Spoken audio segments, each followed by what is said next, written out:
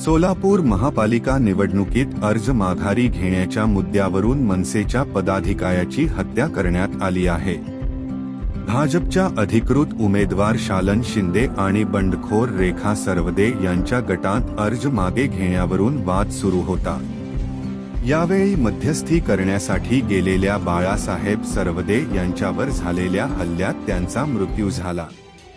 उमेदवार शालन शिंदे गटाच्या लोकांनी हत्या केल्याचा आरोप सरवदे यांच्या नातेवाईकांनी केला आहे।